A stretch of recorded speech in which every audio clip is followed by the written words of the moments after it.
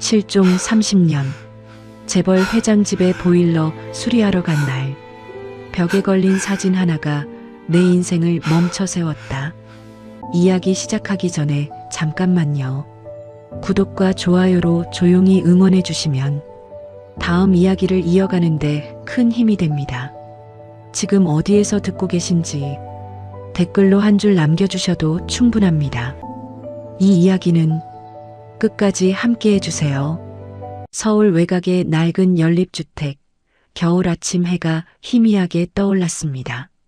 반지하 월세방 창문으로 차가운 빛이 스며들었어요. 최성우는 좁은 방 안에서 눈을 떴죠. 57의 나이답지 않게 몸은 단단했지만 얼굴에는 세월의 무게가 깊이 새겨져 있었습니다. 성우는 일어나 낡은 옷장을 열었어요.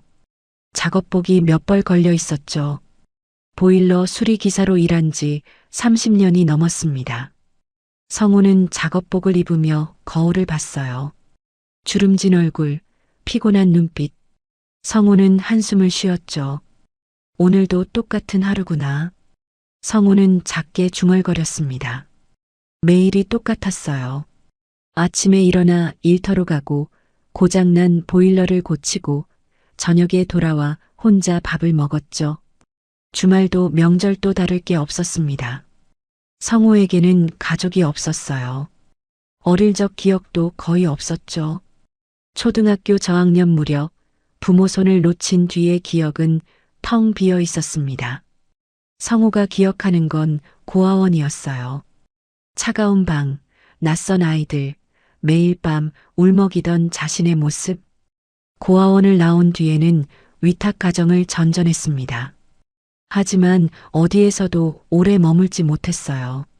성우는 16세 공장에 취직했죠. 그리고 기술을 배웠습니다. 보일러, 배관, 전기. 손으로 하는 일이라면 뭐든 익혔어요. 고장난 건 고치면 되는데. 성우는 낡은 찬장 앞에 서서 중얼거렸습니다. 라면 몇 개와 김치통이 전부였어요. 성우는 라면을 하나 꺼내 끓였죠. 혼자 먹는 밥은 언제나 쓸쓸했습니다. 성우는 라면을 먹으며 방 안을 둘러봤어요. 가족 사진 하나 없는 벽, 먼지 쌓인 책상, 오래된 텔레비전. 성우의 삶은 텅 비어 있었죠. 친구도 없고 연인도 없었습니다. 명절이 되어도 전화 한 통 오지 않았어요. 사람 인생은 왜 이렇게 안 되냐? 성우는 라면 국물을 마시며 한숨을 쉬었습니다. 보일러는 고칠 수 있었어요. 아무리 고장 나도 부품을 갈고 청소하고 조정하면 다시 돌아갔죠. 하지만 사람 인생은 그렇게 쉽게 고쳐지지 않았습니다. 성우는 어릴 적 자신을 떠올렸어요. 부모님 얼굴도 기억나지 않았죠. 이름도 목소리도 아무것도 없었습니다. 성우는 그저 버려진 아이였어요. 고속도로 휴게소에서 발견되었다고 들었죠. 누가 버렸는지, 왜 버렸는지 아무도 몰랐습니다. 성우는 라면 그릇을 씻고 작업 가방을 챙겼어요. 오늘도 출장이 여러 건 잡혀 있었죠. 성우는 문을 열고 밖으로 나갔습니다. 계단을 올라가니 차가운 바람이 얼굴을 때렸어요. 성우는 낡은 승합차에 올랐습니다. 뒷자리에는 공구들이 가득했어요. 렌치, 드라이버, 측정기. 성우의 모든 것이었죠. 성우는 시동을 걸고 출발했습니다. 첫 번째 집은 빌라였어요. 젊은 부부가 살고 있었죠. 보일러가 자꾸 꺼진다고 했습니다. 성우는 능숙하게 보일러를 점검했어요. 센서 문제였죠. 10분 만에 고쳤습니다. 고맙습니다. 덕분에 살았어요. 부부가 환하게 웃으며 고마워했어요. 아기를 안고 있는 아내의 모습이 따뜻해 보였죠. 성우는 잠깐 그들을 바라봤습니다. 저런 가정이 성우에게도 있었다면 어땠을까요? 성우는 고개를 저으며 집을 나왔어요. 부질없는 생각이었죠. 성우에게는 가족이 없었습니다. 평생 혼자였고 앞으로도 혼자일 거예요. 두 번째 집, 세 번째 집. 성우는 하루 종일 고장난 보일러를 고쳤습니다. 손은 기름때로 까맣게 변했고 몸은 지쳤어요. 하지만 성우는 멈추지 않았죠. 일하는 동안만은 외로움을 잊을 수 있었으니까요. 저녁이 되자 성우는 마지막 집으로 향했습니다. 주소를 확인하니 강남이었어요. 성우는 의아했죠. 강남에서 성우 같은 소규모 기사를 부를 일은 거의 없었거든요. 뭐, 일이면 가야지. 성우는 중얼거리며 강남으로 차를 몰았습니다. 해가 지고 있었어요. 성우는 창밖을 보며 생각했죠. 오늘도 똑같은 하루였습니다. 고장난 집을 고치고 고장난 자신은 외면하는 반복이었어요. 성우는 알았습니다. 자신의 인생도 고장나 있다는 걸. 하지만 어떻게 고쳐야 할지 몰랐어요.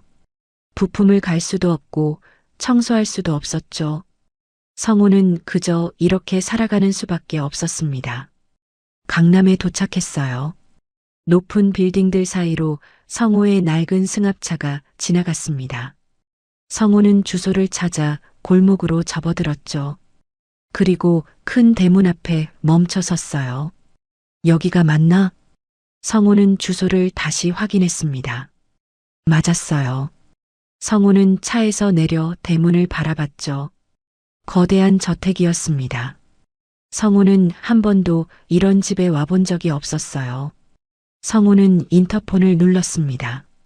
잠시 뒤 여성의 목소리가 들렸어요. 누구십니까? 성우가 대답했습니다. 보일러 수리 나왔습니다. 문이 천천히 열렸어요. 성우는 공구 가방을 들고 안으로 들어갔습니다. 넓은 정원이 펼쳐졌죠. 잘 다듬어진 나무들, 분수대, 석등. 성우는 이런 곳을 처음 봤어요. 현관에 도착하자 중년의 여성이 나왔습니다. 회장님께서 기다리고 계십니다. 이쪽으로 오세요. 성우는 따라 들어갔습니다. 높은 천장, 샹들리에, 대리석 바닥. 마치 궁전 같았어요.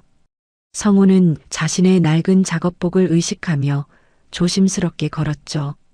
거실로 안내되었습니다. 창가에 한 노인이 서 있었어요. 80대쯤 되어 보이는 남자였습니다. 정장을 단정하게 입고 있었죠. 수고 많소. 노인이 돌아서며 말했습니다. 성우는 고개를 숙였어요. 보일러 수리 나온 최성우입니다. 노인은 성우를 잠시 바라봤습니다. 나는 강윤석이요. 보일러가 자주 말썽이라 불렀소. 성우는 강윤석이라는 이름이 낯익었어요. 대기업 회장이라는 걸 어렴풋이 알고 있었죠. 하지만 성우 같은 사람과는 다른 세상 사람이었습니다. 지금 바로 작업하겠습니다. 성우가 말했습니다. 윤석은 고개를 끄덕였어요. 보일러실은 지하에 있소. 천천히 하시오. 집사가 성우를 지하로 안내했습니다. 계단을 내려가니 최신 보일러 시스템이 설치되어 있었어요. 성우는 점검을 시작했죠.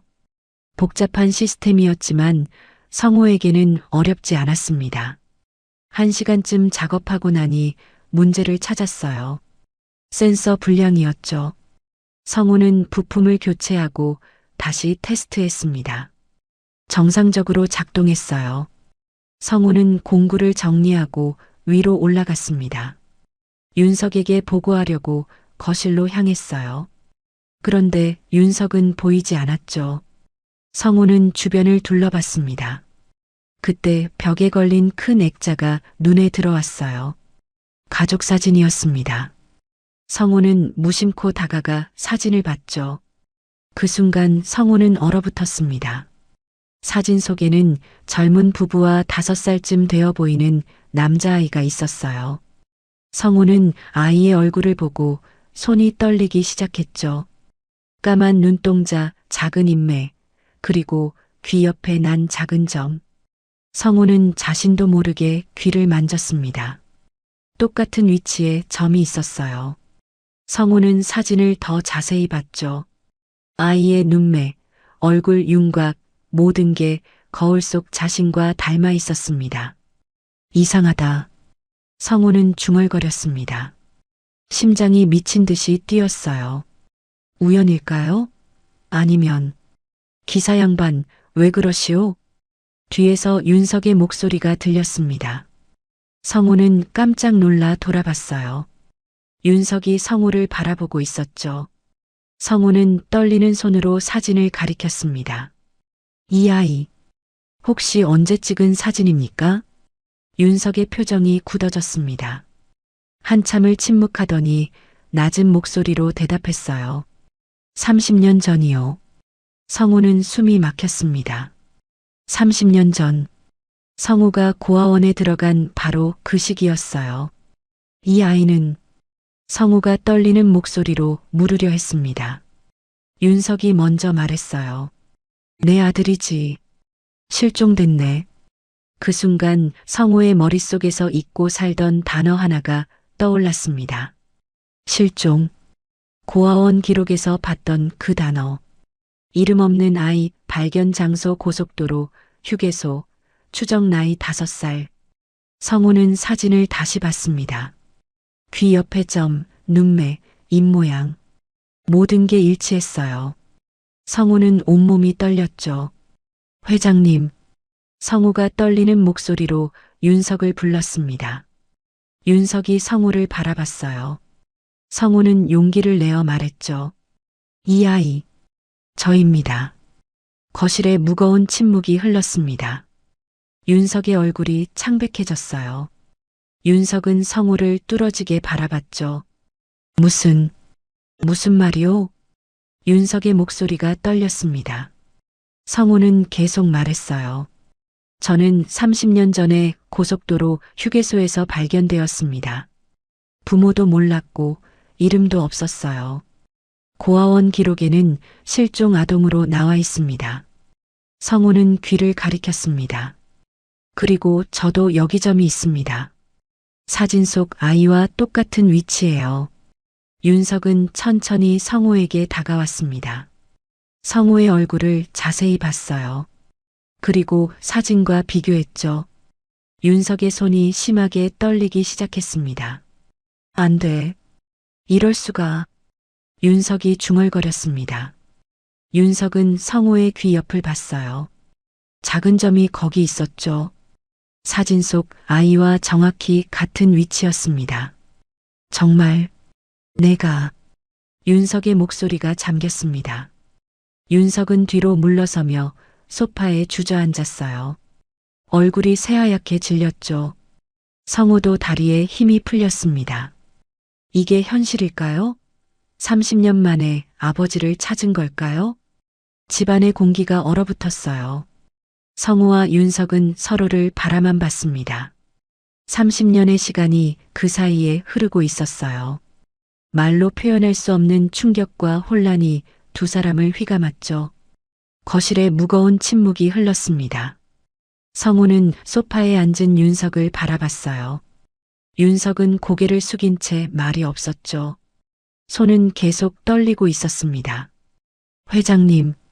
성우가 조심스럽게 불렀습니다. 윤석은 천천히 고개를 들었어요. 눈빛이 흔들리고 있었죠. 자네가 정말 내 아들이란 말인가? 윤석의 목소리는 떨렸습니다. 성우는 어떻게 대답해야 할지 몰랐어요. 성우 자신도 믿기지 않았거든요. 저도 확신할 수 없습니다. 하지만 너무 많은 게 일치합니다. 성우가 조심스럽게 말했습니다. 윤석은 다시 사진을 바라봤어요. 그리고 성우를 봤죠. 비교하듯 오갔습니다. 기다려보게. 윤석이 일어나 서재로 향했습니다. 성우는 거실에 혼자 남았어요. 가슴이 두근거렸죠. 이게 꿈은 아닐까요? 30년 동안 찾지 못한 부모를 이렇게 우연히 만날 수 있을까요? 잠시 뒤 윤석이 돌아왔습니다. 손에 낡은 파일을 들고 있었어요. 윤석은 파일을 펼쳐 성우에게 보여줬죠. 이게 당시 기록이네. 아들이 실종됐을 때 경찰에 신고한 자료일세. 성우는 파일을 들여다봤습니다. 사진, 신체 특징, 실종 날짜, 모든 게 적혀 있었어요. 성우는 신체 특징 부분을 봤죠. 왼쪽 귀 뒤점, 오른쪽 새끼발가락에 작은 흉터. 성우는 신발을 벗었습니다. 그리고 양말을 벗어 발을 보여줬어요. 오른쪽 새끼발가락에 작은 흉터가 있었죠. 윤석은 그 흉터를 보고 손으로 입을 막았습니다. 눈에서 눈물이 흘러내렸어요. 하느님, 정말 내가 맞구나. 윤석이 떨리는 목소리로 말했습니다. 윤석은 성우의 손을 잡으려 했어요. 하지만 성우는 본능적으로 손을 거뒀죠. 죄송합니다. 아직 실감이 안 납니다. 성우가 당황하며 말했습니다. 윤석은 손을 거두며 고개를 끄덕였어요. 그럴 만도 하지. 나도 믿기지 않네. 두 사람은 다시 침묵했습니다. 뭘 말해야 할지, 어떻게 해야 할지 알 수 없었어요. 30년이라는 시간이 너무 컸죠. 어떻게 살아왔나? 윤석이 조심스럽게 물었습니다. 성우는 잠시 생각했어요. 뭐부터 말해야 할까요? 고아원에서 자랐습니다. 16에 나와서 공장에서 일했고요. 기술을 배워서 지금은 보일러 기사로 일하고 있습니다. 성우의 대답은 짧고 담담했습니다. 하지만 그 안에는 30년의 고통이 담겨 있었어요. 윤석은 그걸 느꼈죠. 힘들었겠구나. 윤석의 목소리가 잠겼습니다. 성우는 고개를 저었어요. 괜찮았습니다. 살아왔으니까요. 하지만 성우의 목소리에는 씁쓸함이 묻어났습니다. 괜찮지 않았어요. 한 번도 괜찮았던 적이 없었죠. 나는 윤석이 입을 열었습니다. 나는 평생 자네를 찾았네. 경찰도 동원하고 사람도 고용했지. 하지만 찾지 못했어. 윤석의 눈에서 눈물이 계속 흘렀습니다. 미안하네. 정말 미안하네. 성우는 윤석의 사과를 들으며 복잡한 감정이 들었어요. 미움, 원망, 서러움. 하지만 동시에 안도감도 있었죠. 드디어 자신이 누구인지 알게 된 겁니다. 왜 저를 잃어버리신 겁니까? 성우가 물었습니다. 윤석은 한참을 침묵했어요. 그리고 천천히 입을 열었죠. 그날 자네를 데리고 외출했었네. 회사 일로 바쁜 시기였지만 자네가 가고 싶어 해서. 윤석의 목소리가 떨렸습니다. 고속도로 휴게소에 들렀는데 갑자기 급한 전화가 왔어. 회사에 큰 문제가 생겼다고. 나는 잠깐만이라고 생각하고 자네를 차에 두고 전화를 받으러 갔지. 윤석은 얼굴을 손으로 가렸어요. 돌아왔을 때는 자네가 없었네. 차 문이 열려 있었고 자네는 사라졌어. 성우는 윤석의 말을 들으며 가슴이 아팠습니다. 그날의 기억은 성우에게도 없었어요. 너무 어렸으니까요. 그 뒤로 미쳐버렸지. 경찰을 불렀고 모든 사람을 동원했어. 하지만 자네는 발견되지 않았네. 윤석이 계속 말했습니다. 나중에 들었어. 누군가 자네를 데려갔다고. 하지만 그게 누군지, 왜 그랬는지는 몰랐지. 성우는 혼란스러웠습니다.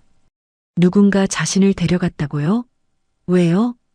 저를 누가 데려간 겁니까? 성우가 물었습니다. 윤석은 고개를 저었어요. 모르네. 당시에는 알 수 없었어. 경찰도 단서를 찾지 못했지. 성우는 불안했습니다. 뭔가 숨겨진 이야기가 있는 것 같았어요. 회장님 혹시... 성우가 물으려 했을 때 집사가 들어왔습니다. 회장님, 비서실장님께서 급한 일이 있다고 연락이 왔습니다. 윤석은 한숨을 쉬었어요. 지금은 안 되네. 나중에 하라고 해. 집사가 난처한 표정을 지었습니다. 이사회 관련 건이라고 하셨습니다. 윤석은 잠시 고민했어요. 그리고 성호를 봤죠. 미안하네. 급한 일을 처리해야 할 것 같네. 내일 다시 만날 수 있겠나? 성호는 고개를 끄덕였습니다. 네, 괜찮습니다. 윤석이 명함을 꺼내 성호에게 건넸어요. 내일 전화하게. 꼭. 성호는 명함을 받아들었습니다. 윤석은 성호를 한참 바라봤어요. 뭔가 더 말하고 싶은 표정이었죠. 성호는 집을 나왔습니다. 차에 올라 시동을 걸었지만 출발하지 못했어요. 손이 떨려서 핸들을 제대로 잡을 수 없었죠. 나에게 아버지가 있었다. 성호는 중얼거렸습니다. 30년 동안 혼자라고 믿었어요. 하지만 아버지가 있었던 겁니다. 그리고 아버지도 자신을 찾고 있었다고요. 성호는 눈물이 났습니다. 기쁨인지 슬픔인지 알 수 없었어요. 그저 눈물이 멈추지 않았죠. 성호는 그날 밤 한숨도 자지 못했습니다. 좁은 반지하 방에 누워 천장만 바라봤어요. 머릿속은 복잡했죠. 아버지를 찾았다는 기쁨, 30년을 혼자 살았다는 서러움, 그리고 알 수 없는 불안감. 다음 날 아침 성호는 윤석에게 전화했습니다. 윤석은 반가운 목소리로 대답했어요. 오늘 저녁에 만나세. 집으로 오게나. 성호는 고개를 끄덕이고 전화를 끊었습니다. 하루 종일 일을 했지만 집중할 수 없었어요. 계속 윤석 생각만 났죠. 저녁이 되자 성호는 다시 그 대저택으로 향했습니다. 윤석이 현관에서 기다리고 있었어요. 어제보다 훨씬 밝은 표정이었죠. 어서 오게. 식사 준비를 해뒀네. 윤석이 성호를 안으로 안내했습니다. 넓은 식탁에 음식이 가득했어요. 성호는 이런 식사를 본 적이 없었죠. 앉게나. 편하게. 윤석이 말했습니다. 성호는 조심스럽게 앉았어요. 윤석도 맞은편에 앉았죠. 많이 먹게. 자네가 좋아했던 음식들일세. 윤석의 말에 성호는 의아했습니다. 자신이 좋아했던 음식이요? 성호는 기억도 나지 않았어요. 식사를 하는 동안 윤석은 계속 성호를 바라봤습니다. 눈빛에는 그리움과 미안함이 가득했어요. 성호는 불편했지만 참았죠. 성호. 윤석이 성호의 이름을 불렀습니다. 성호는 고개를 들었어요. 본명을 알고 싶은가?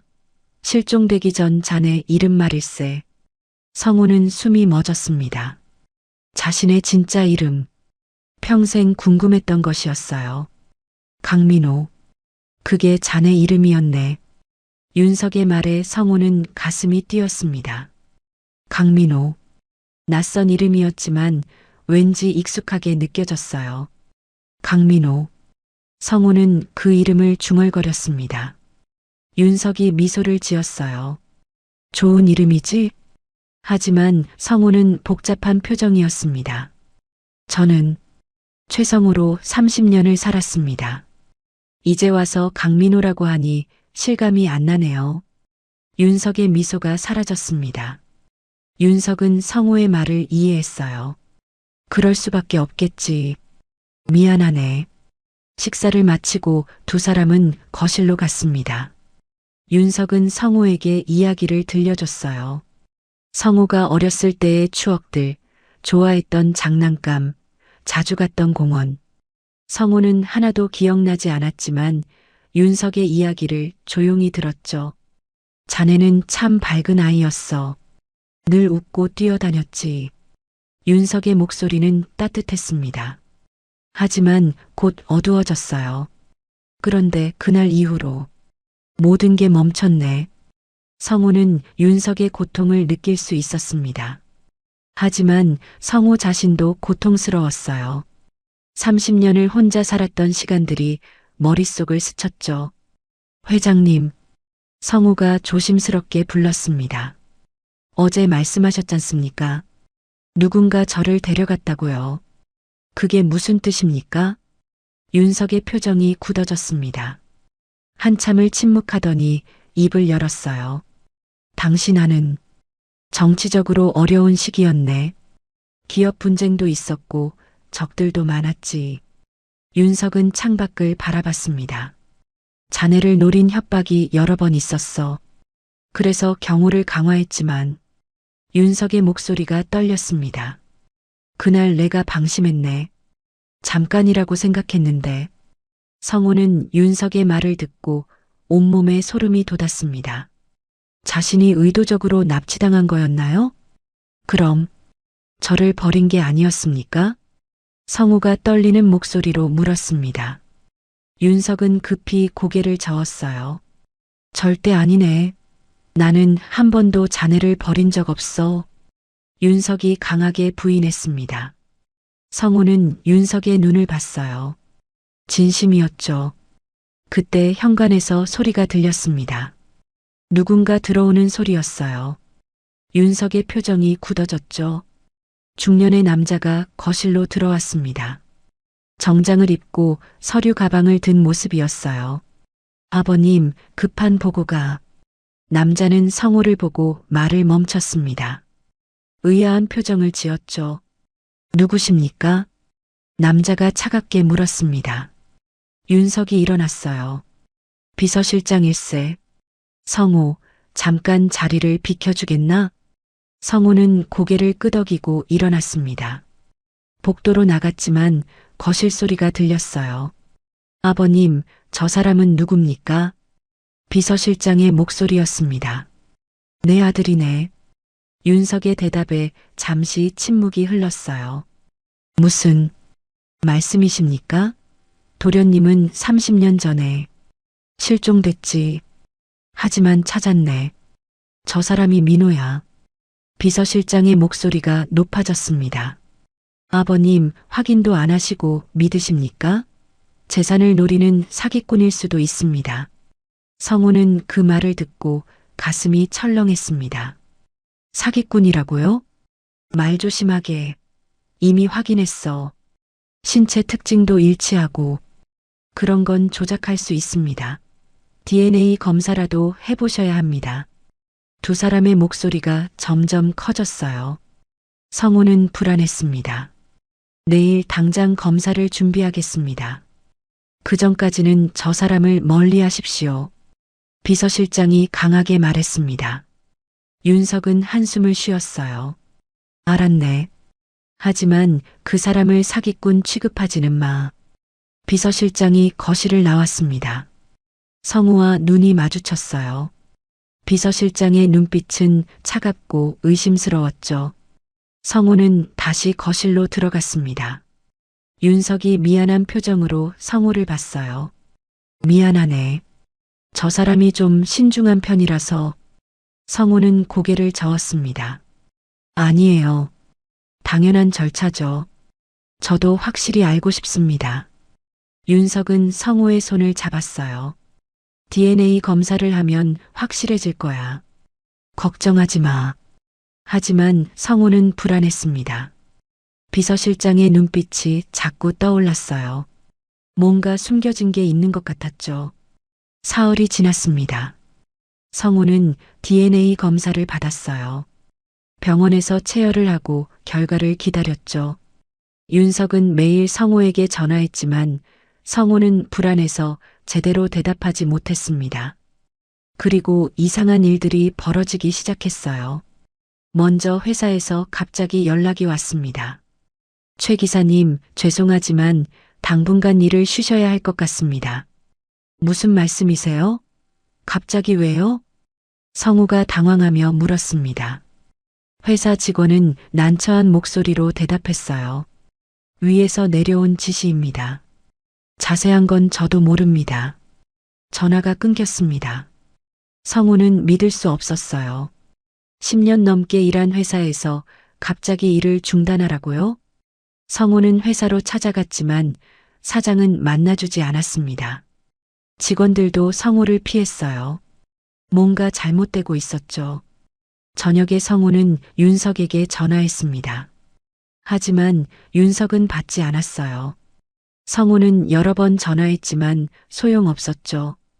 다음 날 밤 성호가 집으로 돌아가는 길이었습니다. 어두운 골목에서 갑자기 두 명의 남자가 나타났어요. 정장을 입은 남자들이었죠. 최성호 씨? 한 남자가 물었습니다. 성호는 본능적으로 한 걸음 물러섰어요. 누구십니까? 남자들은 대답하지 않았습니다. 그저 성호에게 다가왔어요. 강 회장님 댁에 다시 가지 않는 게 좋을 겁니다. 남자의 목소리는 낮고 차갑습니다. 성호는 온몸에 소름이 돋았어요. 무슨 소리예요? 저는 회장님 아들입니다. 성호가 소리쳤습니다. 남자들은 비웃었어요. DNA 검사 결과가 나왔습니다. 당신은 회장님 아들이 아닙니다. 성호는 귀를 의심했습니다. 아들이 아니라고요? 말도 안 됩니다. 모든 게 일치했잖아요.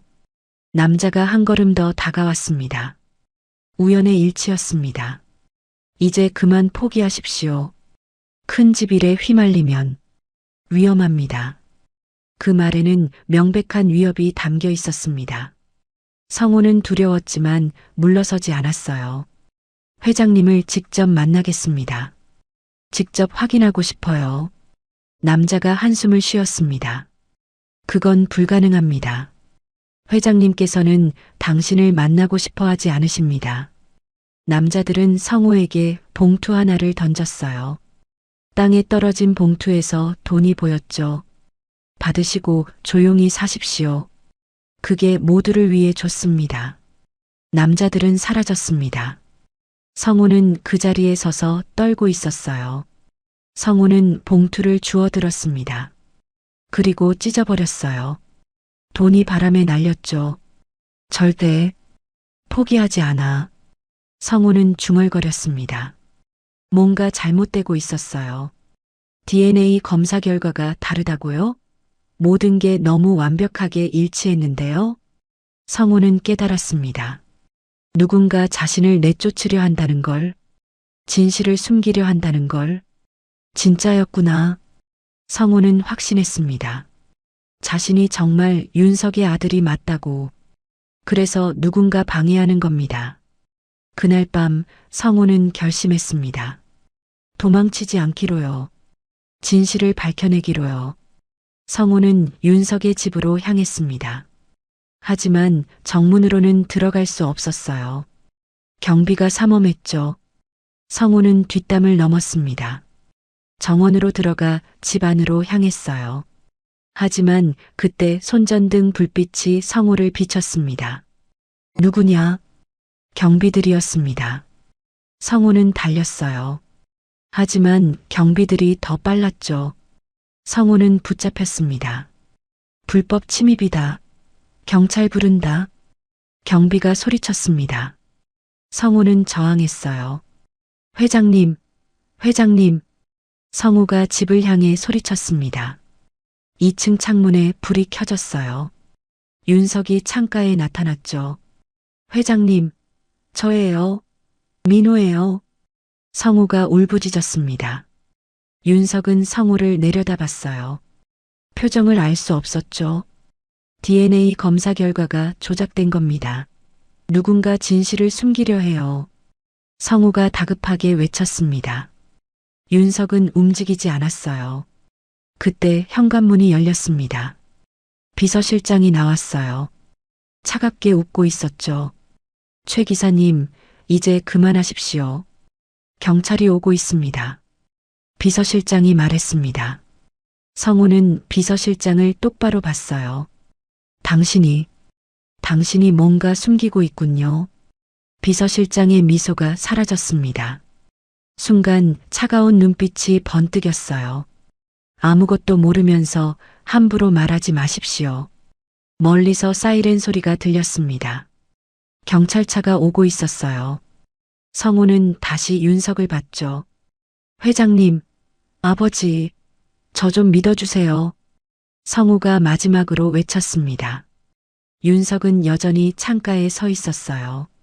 하지만 아무 말도 하지 않았죠. 경찰차가 도착했습니다. 경찰들이 성호를 끌고 갔어요. 성호는 저항하지 않았습니다. 그저 윤석을 바라볼 뿐이었죠. 윤석의 얼굴에 눈물이 흐르고 있었습니다. 성우는 경찰서에서 하룻밤을 보냈습니다. 불법 침입 혐의였어요. 다음 날 아침 성우는 풀려났죠. 윤석이 고소를 취하했다고 했습니다. 성우는 지친 몸으로 집으로 돌아왔어요. 반지하 방문을 열고 들어가 바닥에 주저앉았죠. 모든 게 끝난 것 같았습니다. 며칠이 지났습니다. 성우는 집에만 있었어요. 일도 없고 갈 곳도 없었죠. 윤석에게 전화했지만 받지 않았습니다. 성우는 포기하려 했어요. 그런데 일주일째 되던 날 밤 문을 두드리는 소리가 들렸습니다. 성우는 문을 열었어요. 윤석이 서 있었죠. 회장님. 성우는 믿을 수 없었습니다. 윤석이 이런 곳까지 찾아올 줄은 몰랐어요. 들어가도 되겠나? 윤석이 조심스럽게 물었습니다. 성우는 황급히 문을 열어줬어요. 윤석은 좁은 방 안을 둘러봤죠. 낡은 가구, 곰팡이 핀 벽, 차가운 공기. 여기서 살아왔구나. 윤석의 목소리가 떨렸습니다. 성우는 부끄러웠어요. 죄송합니다. 보여드릴 만한 곳이 못 됩니다. 윤석은 고개를 저었습니다. 그리고 소파에 앉았어요. 성우도 맞은편에 앉았죠. 한참 침묵이 흘렀습니다. 윤석은 손을 떨고 있었어요. 무슨 말을 해야 할지 모르는 것 같았죠. 미안하네. 윤석이 마침내 입을 열었습니다. 내가 자네를 믿지 못했어. 성우는 윤석을 바라봤습니다. 윤석의 눈에는 눈물이 고여 있었어요. DNA 검사 결과를 믿었지. 자네가 내 아들이 아니라고 나왔거든. 윤석의 목소리가 떨렸습니다. 하지만 그날 밤 자네가 날 부르는 걸 보고 알았어. 자네가 정말 민호라는 걸. 성우는 숨을 죽이고 들었습니다. 그래서 조사를 했네. 병원 기록을 다시 확인했지. 윤석은 서류 봉투를 꺼냈습니다. 결과가 조작되어 있었어. 성우는 눈이 커졌어요. 조작이라고요? 누군가 병원 직원에게 돈을 줬더군. 검사 결과를 바꾸라고. 윤석은 봉투에서 서류를 꺼냈습니다. 진짜 검사 결과였어요. 이게 진짜일세. 자네는 내 아들이 맞네. 성우는 서류를 받아들었습니다. 손이 떨렸어요. 친자 확률 99.9%. 성우는 진짜 윤석의 아들이었던 겁니다. 누가, 왜 이런 짓을 한 겁니까? 성우가 떨리는 목소리로 물었습니다. 윤석은 깊은 한숨을 쉬었어요. 비서실장일세. 윤석의 대답에 성우는 놀라지 않았습니다. 예상했던 답이었거든요. 왜요? 왜 저를 내쫓으려 한 겁니까? 윤석은 창밖을 바라봤습니다. 내게는 자네밖에 없거든. 유일한 아들이지. 윤석이 설명했습니다. 만약 자네가 돌아오면 내 재산은 모두 자네 것이 되네. 비서실장은 그걸 원하지 않았어. 성우는 이해했습니다. 재산 때문이었군요. 비서실장은 30년 동안 내 곁에 있었네. 자네가 없는 동안 나를 도왔지. 윤석의 목소리는 씁쓸했습니다. 자네가 나타나면 그의 위치가 흔들리거든. 그래서 자네를 내쫓으려 한 거야. 성우는 분노가 치밀었습니다. 재산 때문에 자신을 내쫓으려 했다고요? 그 사람은 지금 어디 있습니까? 성우가 물었습니다. 윤석이 대답했어요. 해고했네. 그리고 경찰에 신고했어. 조만간 체포될 거야. 성우는 안도했습니다. 하지만 동시에 허탈했어요. 회장님, 성우가 조심스럽게 불렀습니다. 제가 궁금한 게 있습니다. 30년 전 누가 절 데려간 겁니까? 윤석의 표정이 어두워졌습니다. 한참을 망설이더니 천천히 입을 열었어요. 내가 자네를 버렸네. 성우는 숨이 멎었습니다. 무슨 말인지 이해할 수 없었어요. 30년 전 정치적 압박이 심했어. 자네를 노린 협박이 계속됐지. 윤석의 목소리가 떨렸습니다. 나는 두려웠네. 자네가 다칠까봐. 그래서 자네를 숨기기로 했어. 윤석은 얼굴을 손으로 감쌌습니다. 믿을 수 있는 사람에게 자네를 맡겼지. 잠깐만이라고 생각했어. 상황이 나아지면 다시 데려오려고. 성호는 윤석의 말을 듣고 가슴이 아팠습니다. 하지만 그 사람이 자네를 데리고 사라졌네. 돈을 받고 배신한 거야. 윤석의 목소리는 고통으로 가득했습니다. 나는 미쳐버렸어. 자네를 찾으려 했지만 흔적도 없었네. 성호는 눈물이 났습니다. 윤석은 자신을 버린 게 아니었어요. 지키려다가 잃어버린 겁니다. 나중에 알았지. 그 사람이 자네를 고속도로 휴게소에 버렸다는 걸. 하지만 그때는 이미 늦었어. 윤석도 울고 있었습니다. 미안하네, 민호야. 정말 미안해. 성호는 일어나 윤석에게 다가갔습니다. 그리고 윤석을 껴안았어요. 30년 만의 포옹이었죠. 괜찮습니다, 아버지. 이제 찾았잖아요. 두 사람은 한참을 울었습니다. 30년 동안 쌓였던 그리움과 고통이 터져나왔어요. 한참 뒤 윤석이 몸을 떼며 말했습니다. 집으로 가자. 이제 우리 집으로. 성호는 방을 둘러봤습니다. 30년을 살았던 이 좁은 공간. 하지만 이제는 떠날 때가 된 것 같았어요. 네, 아버지. 성호는 처음으로 윤석을 아버지라고 불렀습니다. 윤석의 얼굴에 환한 미소가 번졌어요. 일주일 뒤 윤석은 기자회견을 열었습니다. 서울 시내 한 호텔 대연회장이었어요. 기자들과 방송국 카메라가 가득했죠. 재계의 큰 인물이 긴급 기자회견을 연다는 소식에 모두가 모여든 겁니다. 성호는 대기실에서 긴장한 채 기다렸어요. 윤석이 성호의 어깨를 두드렸죠. 괜찮겠나? 윤석이 물었습니다. 성호는 고개를 끄덕였어요. 네, 아버지. 괜찮습니다. 하지만 성호의 손은 떨리고 있었습니다. 곧 전국에 자신의 이야기가 알려질 거예요. 성호는 두려웠죠. 시작하겠습니다. 진행 요원이 알렸습니다. 윤석은 단상으로 올라갔어요. 플래시가 터졌죠. 윤석은 마이크 앞에 섰습니다. 깊은 숨을 쉬고 입을 열었어요. 오늘 여러분께 중요한 말씀을 드리려 합니다. 회장은 침착하게 말했습니다. 30년 전 제 아들이 실종되었습니다. 당시 5살이었죠. 기자들이 술렁거렸습니다. 모두가 그 사건을 알고 있었어요. 그동안 저는 아들을 찾기 위해 모든 노력을 다했습니다. 하지만 찾지 못했죠. 윤석의 목소리가 떨렸습니다. 그런데 한 달 전 기적이 일어났습니다. 제 아들을 찾았습니다. 회장이 손짓했습니다. 성호가 단상으로 올라가라는 신호였어요. 성호는 떨리는 다리로 걸어 나갔습니다. 수많은 카메라가 성호를 향했어요. 플래시가 눈을 부시게 했죠. 이 사람이 제 아들 강민호입니다.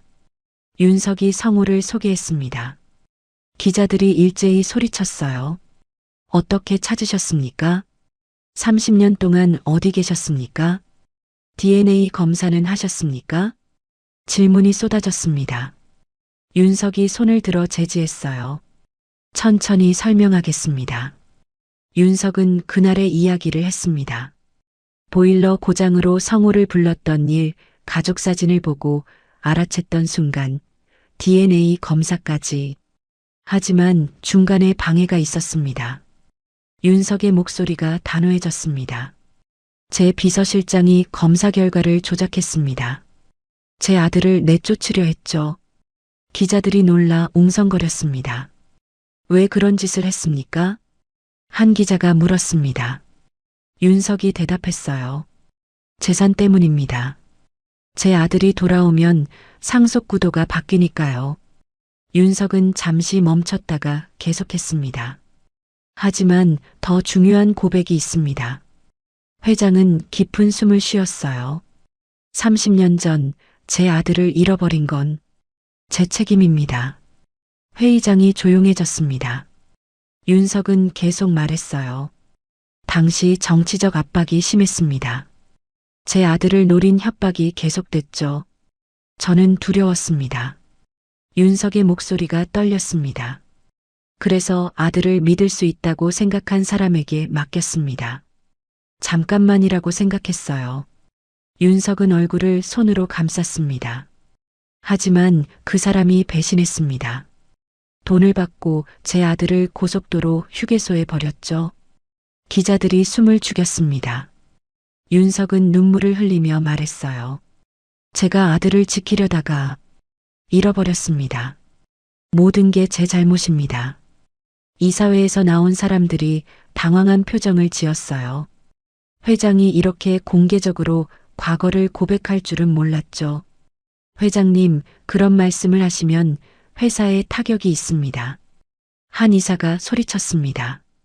하지만 윤석은 고개를 저었어요. 이미 결정했습니다. 저는 경영 일선에서 물러나겠습니다. 회의장이 술렁거렸습니다. 윤석이 물러난다고요? 제 아들이 30년을 혼자 살았습니다. 고아원에서 자라고 공장에서 일하고 보일러 기사가 되었죠. 윤석은 성우를 바라봤습니다. 그동안 저는 무엇을 했습니까? 돈을 벌고 권력을 쌓았죠. 하지만 정작 중요한 걸 잃어버렸습니다. 윤석은 성우의 손을 잡았어요. 이제는 아들과 시간을 보내고 싶습니다. 잃어버린 30년을 되찾고 싶어요. 기자 한 명이 성우에게 마이크를 향했습니다. 강민호 씨, 한 말씀 해주시겠습니까? 성우는 당황했습니다. 하지만 윤석이 격려하는 눈빛을 보냈어요. 성우는 용기를 내어 마이크 앞에 섰죠. 성우의 목소리가 떨렸습니다. 저는 재벌 아들이 아닙니다. 보일러 기사입니다. 성우는 침착하게 말했어요. 30년을 그렇게 살아왔고 앞으로도 그렇게 살 겁니다. 기자들이 놀란 표정을 지었습니다. 성우는 계속 말했어요. 하지만 이제는 아버지가 있습니다. 그것만으로도 충분합니다. 성우는 윤석을 바라봤습니다. 저는 도망치지 않겠습니다. 아버지와 함께 새로운 시작을 하려고 합니다. 기자회견장에 박수가 터져 나왔습니다. 성우는 눈물을 흘렸어요. 윤석도 울고 있었죠. 회견이 끝나고 두 사람은 대기실로 돌아왔습니다. 윤석이 성우를 껴안았어요. 잘했네, 아들. 성우도 윤석을 꼭 안았습니다. 고맙습니다, 아버지. 그날 저녁 뉴스는 이 이야기로 가득했습니다. 30년 만에 재회, 보일러 기사였던 재벌 아들, 회장의 눈물 고백. 사람들은 감동했어요. 어떤 이들은 비판했죠. 하지만 성우와 윤석은 개의치 않았습니다. 이제 중요한 건 서로였으니까요. 밤이 되자 두 사람은 집으로 돌아왔습니다. 윤석의 대저택이었어요. 성우는 여전히 어색했지만 이제는 조금씩 익숙해지고 있었죠. 민호야. 윤석이 성우를 불렀습니다. 내일부터 새로운 시작이야. 준비됐나? 성우는 미소를 지었어요. 네, 아버지. 준비됐습니다. 석 달이 지났습니다. 윤석은 약속대로 경영 일선에서 물러났어요. 회장직은 전문 경영인에게 맡겼죠. 이사회는 처음에 반발했지만 윤석의 결심은 확고했습니다. 성우는 여전히 보일러 기사로 일했어요. 윤석이 회사 일을 맡으라고 여러 번 권유했지만 성우는 거절했죠. 저는 이 일이 좋습니다, 아버지. 30년을 해온 일이에요. 성우의 말에 윤석은 고개를 끄덕였습니다. 억지로 바꾸려 하지 않았어요. 성우가 선택한 삶을 존중했죠. 하지만 달라진 것도 있었습니다. 성우는 이제 대저택에서 살았어요. 처음에는 어색했지만 점점 익숙해졌죠. 무엇보다 윤석과 함께 있다는 게 좋았습니다. 어느 명절 아침이었습니다. 성우는 일찍 일어나 거실로 내려갔어요. 윤석이 벌써 일어나 창밖을 바라보고 있었죠. 아버지, 일찍 일어나셨네요. 성우가 말했습니다. 윤석이 돌아서며 미소를 지었어요. 잠이 안 오더구나. 오늘 함께 차례를 지낼 생각을 하니까. 성우도 미소를 지었습니다. 평생 혼자 보낸 명절이었어요. 하지만 이제는 가족이 있었죠. 두 사람은 함께 차례상을 차렸습니다. 윤석이 음식을 놓고 성우가 정리했어요. 서툴렀지만 따뜻했죠. 어머니 사진도 놓을까요? 성우가 조심스럽게 물었습니다. 성우의 어머니는 10년 전에 세상을 떠났어요. 윤석은 고개를 끄덕였죠. 그래야지. 내 어머니도 기뻐하실 거야. 두 사람은 차례를 지냈습니다. 윤석은 돌아가신 아내에게, 성우는 만나보지 못한 어머니에게 절했어요. 눈물이 났지만 참았습니다. 차례를 마치고 두 사람은 식탁에 앉았어요. 윤석이 성우에게 음식을 권했죠. 많이 먹어라. 성우는 밥을 한술 뜨고 말했습니다. 아버지, 오늘 제가 일하러 가야 합니다. 윤석이 눈을 크게 떴어요. 명절인데? 쉬어야지. 성우는 고개를 저었습니다. 명절이라 더 바쁩니다. 보일러 고장이 많이 나거든요. 윤석은 아쉬운 표정을 지었어요. 하지만 말리지 않았죠. 그럼 저녁에는 꼭 같이 먹자. 약속이다. 성우가 환하게 웃었습니다. 네, 아버지. 약속할게요. 성우는 작업복을 입고 집을 나섰어요. 윤석이 현관까지 나와 배웅했죠. 조심해서 다녀와라. 네, 아버지. 성우는 승합차에 올랐습니다. 백미러로 윤석이 손 흔드는 모습이 보였어요. 성우도 손을 흔들었죠. 첫 번째 집에 도착했습니다. 오래된 아파트였어요. 30대 부부가 살고 있었죠. 명절인데 나와주셔서 감사합니다. 부부가 반갑게 맞이했습니다. 성우는 미소를 지으며 보일러를 점검했어요. 센서 문제네요. 금방 고칠게요. 성우는 능숙하게 작업했습니다. 10분 만에 보일러가 다시 돌아갔어요. 정말 고맙습니다. 추운데 어떡하나 했어요. 부부가 고마워했습니다. 성우는 공구를 정리하며 말했어요. 별 말씀을요. 제 일이니까요. 집을 나서며 성우는 생각했습니다. 이 일이 좋았어요. 사람들을 돕는다는 느낌이 좋았죠. 아무리 큰 재산이 있어도 이 일을 그만두고 싶지 않았습니다. 저녁 무렵 성우는 집으로 돌아왔어요. 윤석이 거실에서 기다리고 있었죠. 다녀왔습니다, 아버지. 성우가 인사했습니다. 윤석이 반갑게 맞이했어요. 수고했다. 저녁 준비해뒀다.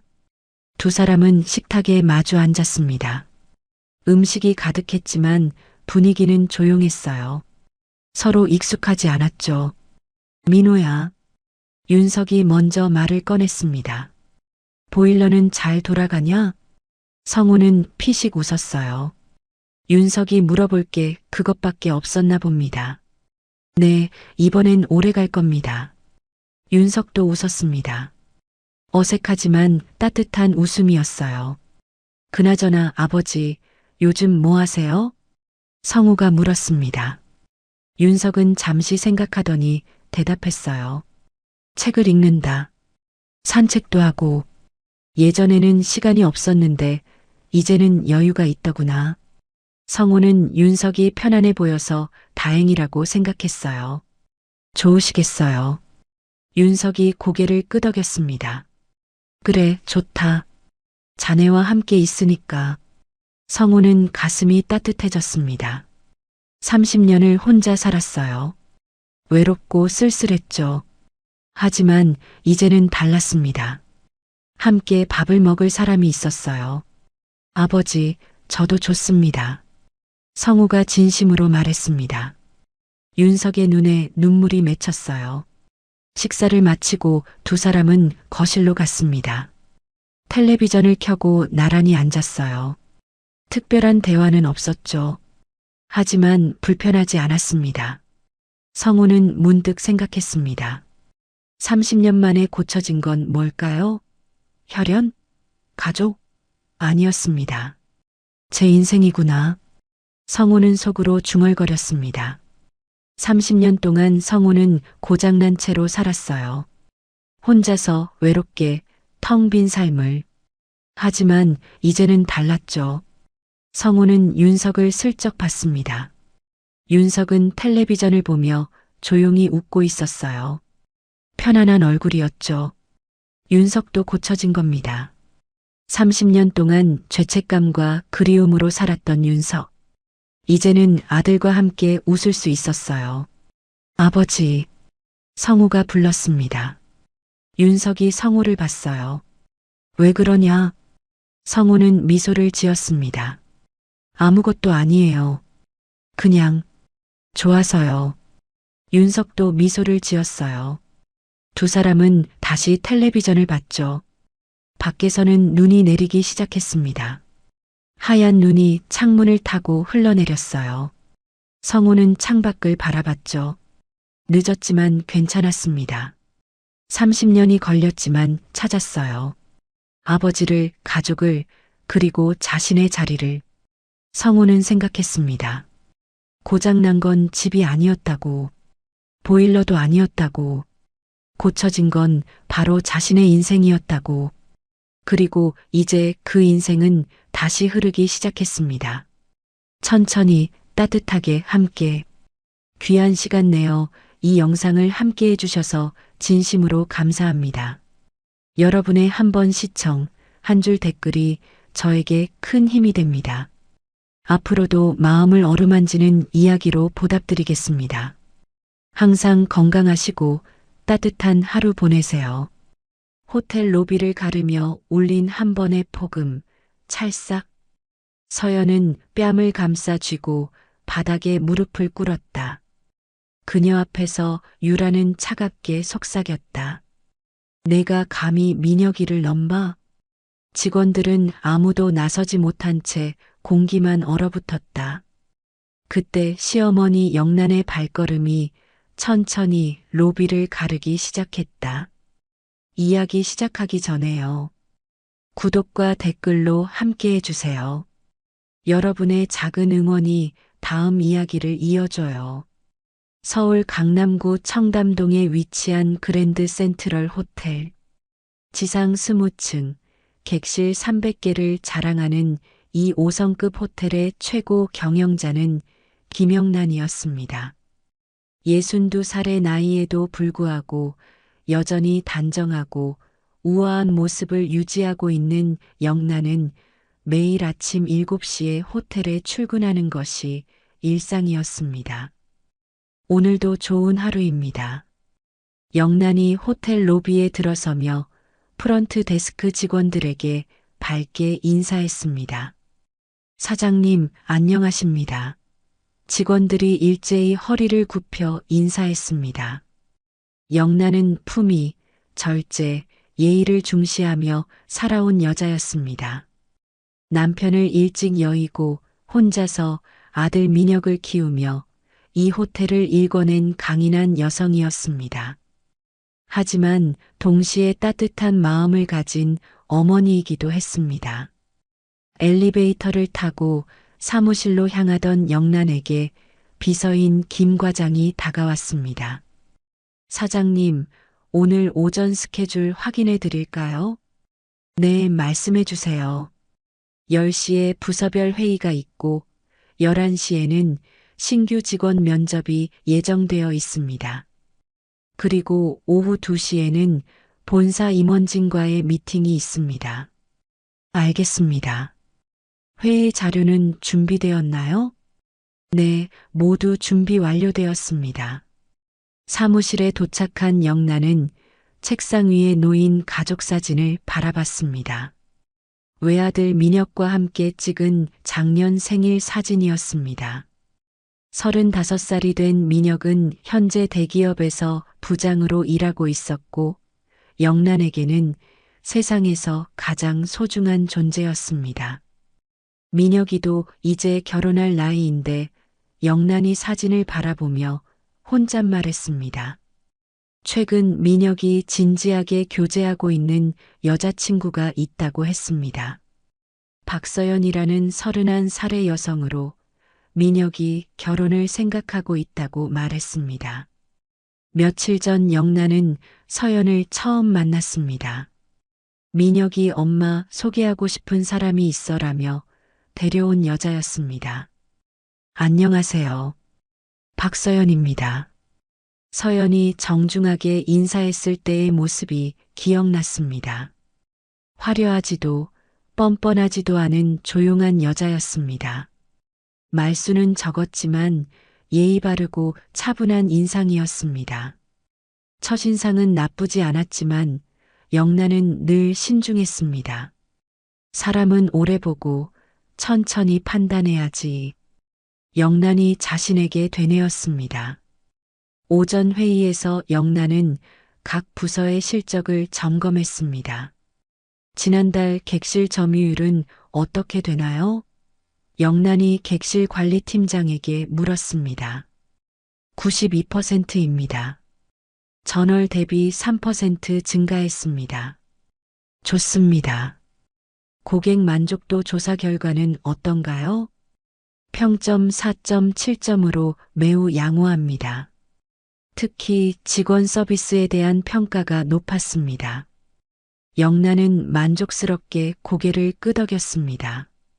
모든 직원들이 노력해준 덕분이네요. 계속 이런 수준을 유지해 주세요. 회의 후 영란은 평소처럼 호텔 각 층을 돌며 점검하기 시작했습니다. 로비, 레스토랑, 연회장까지 하나하나 직접 확인하는 것이 영란의 습관이었습니다. 로비에서 영란은 프런트 데스크 직원과 대화를 나눴습니다. 오늘 체크인 현황은 어떤가요? 현재까지 순조롭게 진행되고 있습니다. 특별한 문제사항은 없습니다. 손님들의 불편사항은 접수된 게 있나요? 아직까지는 없습니다. 모든 직원들이 세심하게 신경 쓰고 있어서요. 영란은 로비를 천천히 걸으며 손님들의 모습을 관찰했습니다. 외국인 관광객 가족이 체크인을 하고 있었고 비즈니스 미팅을 위해 온 사업가들이 로비 소파에서 대화를 나누고 있었습니다. 모든 것이 평화롭네. 영란이 마음속으로 생각했습니다. 점심시간에 영란은 호텔 레스토랑에서 식사를 했습니다. 평소 건강을 위해 가벼운 식단을 선호하는 영란은 샐러드와 연어 스테이크를 주문했습니다. 식사 중에 휴대폰이 울렸습니다. 민혁에게서 온 전화였습니다. 엄마, 안녕하세요. 응, 민혁아. 무슨 일이야? 오늘 저녁에 서연이랑 같이 호텔로 갈게요. 서연이가 어머니께 정식으로 인사드리고 싶다고 해서요. 영란의 얼굴에 미소가 번졌습니다. 그래, 좋아. 몇 시쯤 올 거야? 7시쯤 갈 예정이에요. 알겠어. 기다리고 있을게. 전화를 끊고 영란은 기분이 좋아졌습니다. 서연에 대해 더 알아볼 기회가 생긴 것 같아서 기뻤습니다. 오후에는 신규 직원 면접이 있었습니다. 영란은 직원 채용에 특히 신경을 썼습니다. 저희 호텔에서 일하고 싶은 이유가 무엇인가요? 영란이 면접자에게 물었습니다. 훌륭한 서비스로 유명한 이곳에서 경험을 쌓고 싶습니다. 손님을 대할 때 가장 중요하게 생각하는 것이 무엇인가요? 진심 어린 마음으로 섬기는 것이라고 생각합니다. 좋은 답변이네요. 그런 마음가짐이 있다면 훌륭한 호텔리어가 될 수 있을 것 같습니다. 오후 4시쯤 영란은 다시 로비로 내려왔습니다. 저녁 시간이 가까워지면서 호텔 로비에는 더 많은 사람들이 모여들기 시작했습니다. 김 과장, 오늘 저녁 일정 때문에 6시 반 이후에는 방해받고 싶지 않아요. 네, 알겠습니다. 모든 미팅을 내일로 연기하겠습니다. 영란은 시계를 보며 마음을 가다듬었습니다. 곧 민혁과 서연이 올 시간이었습니다. 저녁 7시 호텔 로비는 하루 중 가장 분주한 시간이었습니다. 체크인하는 손님들, 저녁 식사를 위해 레스토랑으로 향하는 사람들, 비즈니스 미팅을 마치고 돌아가는 고객들로 가득했습니다. 영란은 평소처럼 로비를 천천히 걸으며 전체적인 분위기를 점검하고 있었습니다. 프런트 데스크 직원들의 응대 자세, 로비 청소 상태, 손님들의 표정까지 세심하게 살펴보는 것이 그녀의 습관이었습니다. 사장님, 오늘 저녁 예약 현황은 만석입니다. 로비 매니저가 보고했습니다. 그렇다면 더욱 신경 써서 관리해야겠네요. 영란이 답했습니다. 그때 호텔 정문 쪽을 바라보니 민혁과 서연이 들어오는 모습이 보였습니다. 민혁은 깔끔한 정장 차림이었고 서연은 차분한 네이비색 원피스를 입고 있었습니다. 두 사람 모두 단정하고 예의 바른 모습이었습니다. 어머니, 민혁이 영란을 발견하고 밝게 손을 흔들었습니다. 영란은 반갑게 미소를 지으며 그들을 향해 걸어가려던 순간이었습니다. 갑자기 로비 한가운데서 찰싹 하는 날카롭고 강렬한 소리가 울렸습니다. 모든 사람들의 대화가 순간 멈췄습니다. 로비에 있던 손님들, 직원들, 모든 이의 시선이 그 소리가 난 쪽으로 향했습니다. 영란도 놀라서 걸음을 멈추고 그쪽을 바라봤습니다. 정면에서 충격적인 광경이 펼쳐지고 있었습니다. 울먹이며 왼쪽 뺨을 붙잡고 있는 사람이 바로 예비 며느리 서연이었습니다. 서연의 뺨이 빨갛게 부어올라 있었고 눈에는 놀라움과 당황스러움으로 가득 찬 눈물이 맺혀 있었습니다. 서연은 그 자리에 서서 뺨을 만지며 무슨 일이 일어났는지 이해하지 못하는 표정이었습니다. 그리고 서연의 바로 앞에는 차갑고 도전적인 표정을 한 여자가 서 있었습니다.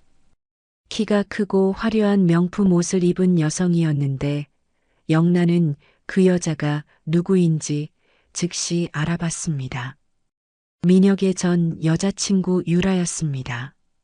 33살의 유라는 유명한 재벌가의 외동딸로 몇 년 전까지 민혁과 교제했었지만 성격 차이와 가치관의 차이로 헤어진 것으로 알고 있었습니다.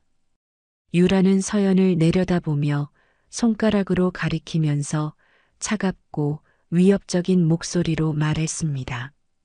민혁이한테 얼씬도 하지 마. 내가 감히 그 사람을 넘봐? 로비에 있던 사람들이 수군거리기 시작했습니다. 일부는 휴대폰을 꺼내 이 상황을 촬영하기 시작했습니다. 갑작스러운 폭력 상황에 당황한 호텔 직원들은 어떻게 대처해야 할지 몰라서 서로 눈치만 보고 있었습니다. 영란의 손끝이 차갑게 떨렸습니다. 마음속에서 분노가 치밀어 올랐습니다. 저 여자가 내 며느리한테? 민혁은 급하게 서연에게 달려갔습니다. 서연아, 괜찮아? 무슨 일이야? 민혁 씨 서연이 떨리는 목소리로 민혁의 이름을 불렀습니다. 뺨의 따가움과 충격으로 제대로 말을 잇지 못하고 있었습니다. 유라는 민혁을 보자 비웃는 표정을 지으며 말했습니다. 오, 민혁이 왔네? 잘 됐다. 내가 직접 봐야겠어. 이 여자가 정말 어떤 사람인지. 유라, 너 지금 뭐 하는 거야? 왜 서연이한테 이런 짓을 해?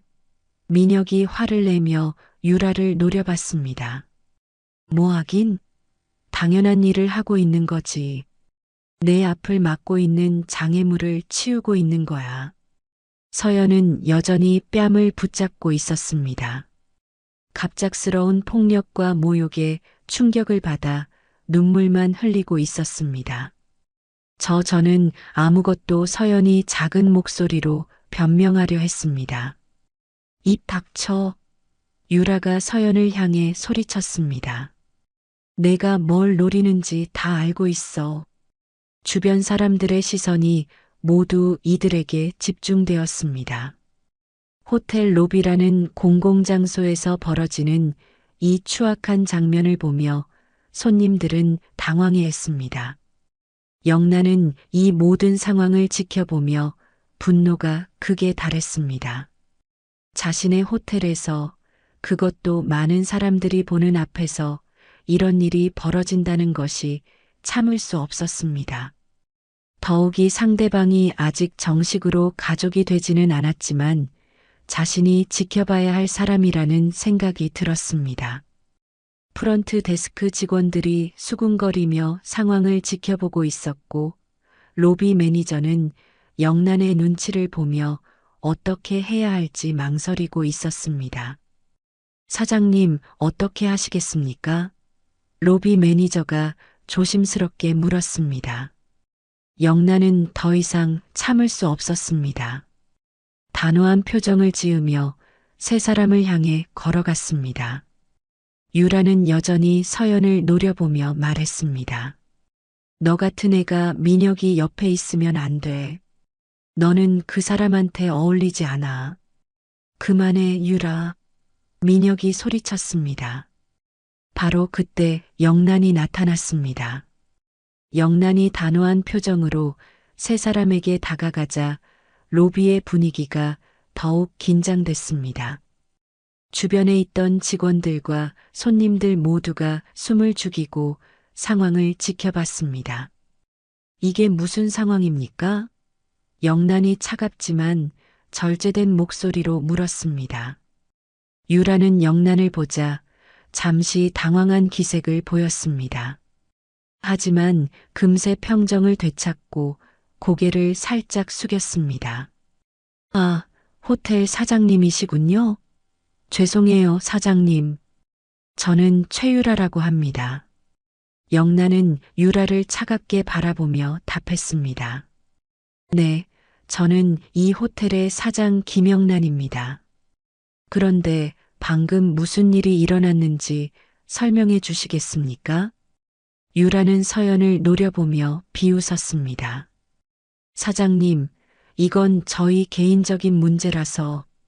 개인적인 문제라고 해서 제 호텔 로비에서 폭력을 휘둘러도 된다는 말입니까? 영란의 단호한 어조에 유라는 잠시 말문이 막혔습니다. 하지만 곧 고개를 치켜들며 도전적인 표정을 지었습니다. 폭력이라니요?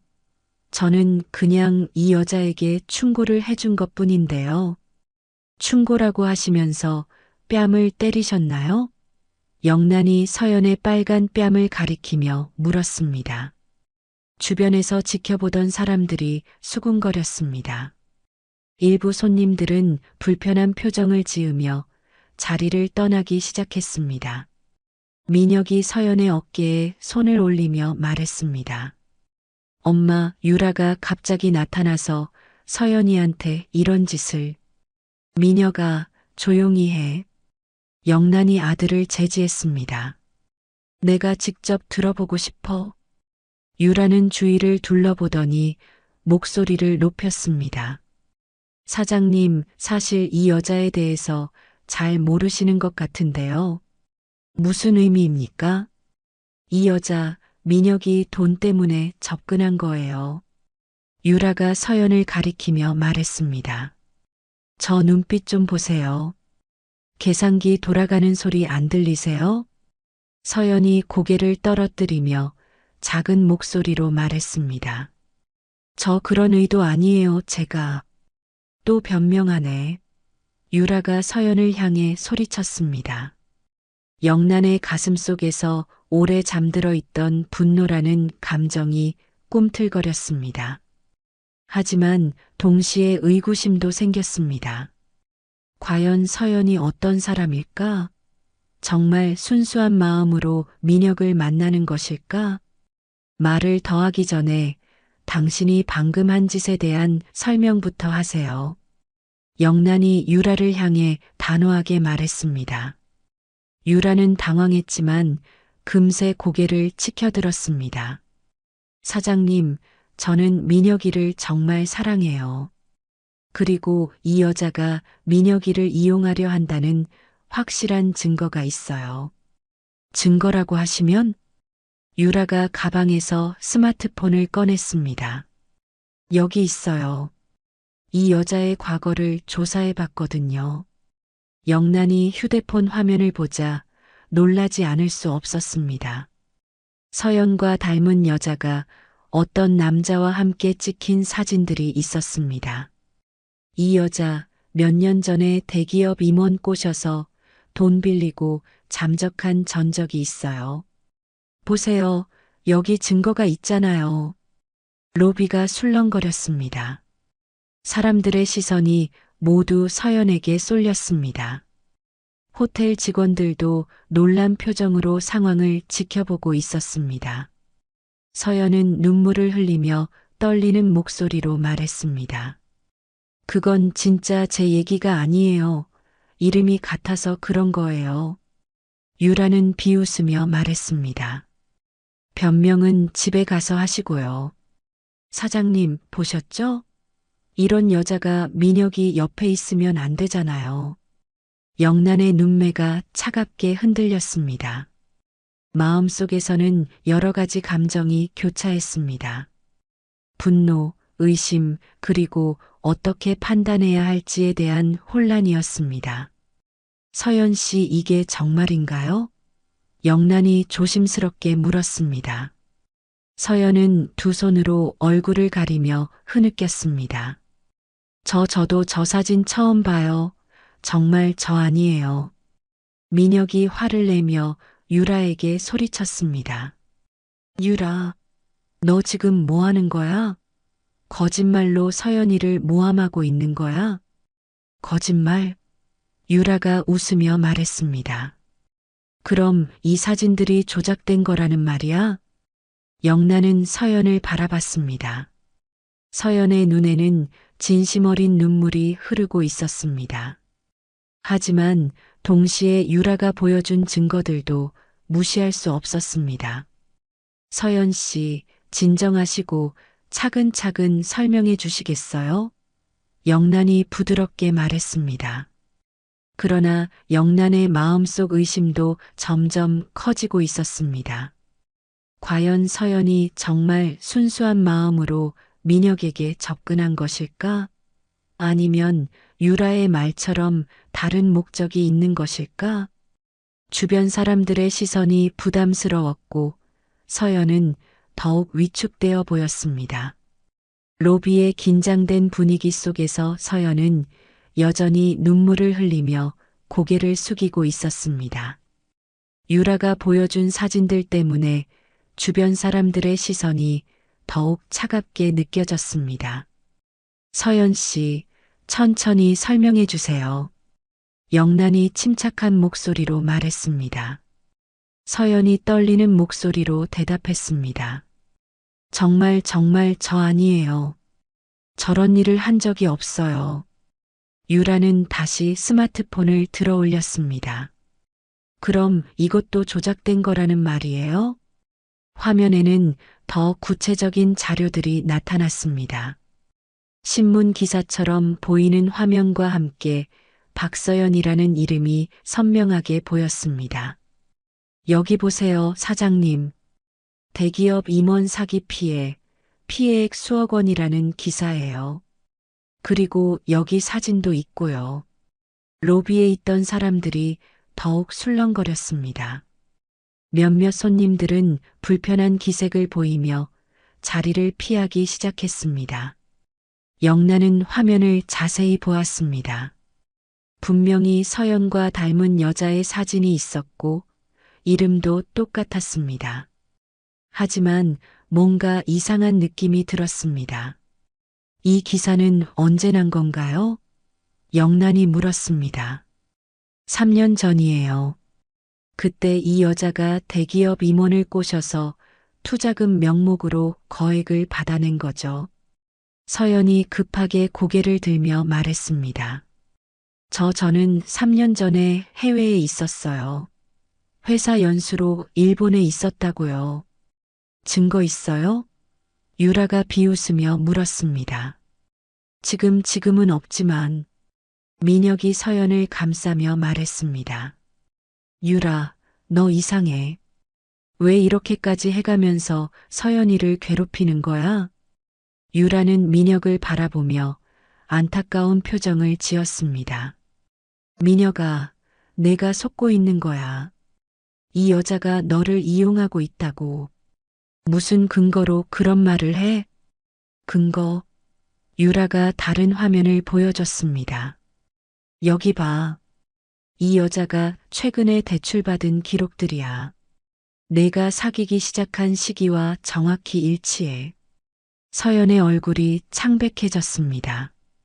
그건 생활비 때문에. 생활비? 유라가 큰 소리로 웃었습니다. 수천만 원짜리 생활비? 영란의 표정이 복잡해졌습니다. 설명을 들을수록 의심이 커지고 있었습니다. 서연 씨, 정말 솔직하게 말해주세요. 대출을 받으신 게 사실인가요? 영란이 조심스럽게 물었습니다. 서연은 한참을 망설이다가 고개를 끄덕였습니다. 네, 맞아요. 하지만 그건 정말 생활이 어려워서. 유라가 손뼉을 쳤습니다. 맞죠? 이제 인정하네요. 민혁이 당황하며 서연을 바라봤습니다. 서연아, 왜 그런 얘기를 안 했어? 미안해요. 부끄러워서 서연이 작은 목소리로 말했습니다. 유라는 기회를 놓치지 않고 계속 공격했습니다. 그리고 사장님, 이 여자가 민혁이한테 접근한 방법도 이상해요. 무슨 의미입니까? 우연을 가장한 만남이었어요. 민혁이가 자주 가는 카페에서 의도적으로 부딪힌 거죠. 서연이 깜짝 놀라며 유라를 바라봤습니다. 어떻게 하냐고? 유라가 승리감에 찬 표정을 지었습니다. 내가 조사를 좀 해봤거든. 영란은 점점 더 혼란스러워졌습니다. 서연의 반응들이 의심스러웠습니다. 서연 씨, 정말 우연한 만남이었나요? 영란이 직접적으로 물었습니다. 서연은 한참을 망설이다가 눈물을 흘리며 고백했습니다. 아니에요. 정말 죄송해요. 로비 전체가 충격에 휩싸였습니다. 민혁의 얼굴도 믿을 수 없다는 표정으로 변했습니다. 서연아, 그럼 정말로. 하지만 지금은 정말 사랑해요. 서연이 울먹이며 외쳤습니다. 처음엔 그랬을지 몰라도 지금은 진심이에요. 유라가 박수를 쳤습니다. 와, 정말 뻔뻔하네요. 지금까지 거짓말로 속여놓고 이제 와서 사랑한다고? 영란의 마음속에서는 분노와 실망이 교차했습니다. 믿고 싶었던 서연이 거짓말을 하고 있었다는 사실이 충격적이었습니다. 서연 씨, 영란이 실망한 목소리로 말했습니다. 어머님, 제가 설명드릴게요. 처음엔 정말 어려운 상황이어서 하지만 민혁 씨를 알게 되면서 제 마음이 진짜로 변했어요. 하지만 이미 상황은 돌이킬 수 없을 만큼 악화되어 있었습니다. 로비의 분위기가 최악으로 치달았습니다. 서연의 고백으로 인해 상황이 더욱 복잡해졌고 주변 사람들의 시선도 차가워졌습니다. 영란은 실망감과 분노로 마음이 복잡했습니다. 그때 호텔 정문이 벌컥 열리며 민혁이 헐레벌떡 뛰어들어왔습니다. 아니, 이미 민혁은 여기에 있었는데 또 다른 민혁이 들어온 것처럼 보였습니다. 서연아, 괜찮아? 방금 들어온 민혁이 숨을 헐떡이며 서연에게 달려왔습니다. 모든 사람이 혼란스러워했습니다. 분명히 민혁은 이미 로비에 있었는데 왜 또 들어오는 것일까요? 민혁아, 너 벌써 여기 있었잖아. 영란이 당황하며 말했습니다. 그제야 상황이 명확해졌습니다. 처음부터 로비에 있던 사람은 민혁이 아니라 다른 사람이었습니다. 유라와 함께 있던 남자는 민혁과 닮은 다른 사람이었던 것입니다. 진짜 민혁이 로비 상황을 보자마자 유라를 향해 소리쳤습니다. 유라, 너 또야? 왜 이렇게까지 구는 거야? 유라는 민혁을 보자 잠시 당황했지만 곧 웃으며 말했습니다. 민혁아 왔구나. 잘 됐어. 내가 직접 봐야겠어. 이 여자의 정체를. 정체? 무슨 소리야? 민혁이 화를 내며 물었습니다. 내 여자친구가 누군지 몰라서 그래. 사기꾼이야, 사기꾼. 민혁은 서연의 빨간 뺨을 보고 더욱 화가 났습니다. 너 서연이한테 손댔어? 손댔다니 그냥 정신 차리라고 한 대 때린 거지. 미쳤어? 내가 무슨 권리로. 그러자 유라는 갑자기 폭탄 발언을 했습니다. 왜냐고? 내 엄마 때문이야. 내 엄마가 서연을 반대해달라고 나한테 부탁했거든. 순간 로비 전체가 얼어붙었습니다. 서연은 고개를 번쩍 들어 영란을 바라봤습니다. 영란은 얼굴이 하얗게 질렸습니다. 무슨 소리냐? 영란이 떨리는 목소리로 물었습니다. 유라는 승리감에 찬 표정으로 계속 말했습니다. 며칠 전에 나한테 연락했잖아요, 어머니. 서연이를 민혁이 곁에서 떠나게 해달라 대신 보상해주겠다고 하면서 민혁의 표정이 일그러졌습니다. 엄마 설마 정말이야? 영란은 완전히 당황했습니다. 나는 그런 말 한 적이 없어. 없다고요? 유라가 휴대폰을 꺼냈습니다. 그럼 이 통화 기록은 뭐예요? 화면에는 분명히 영란의 번호로 된 통화 기록이 있었습니다. 이상하네요. 분명히 어머니 목소리였는데 유라가 의미심장하게 말했습니다. 영란의 다리가 풀려 의자에 털썩 주저앉았습니다. 나는 정말 그런 말 한 적이 없어. 믿어줘, 민혁아. 하지만 이미 로비의 시선은 영란을 향해 있었습니다.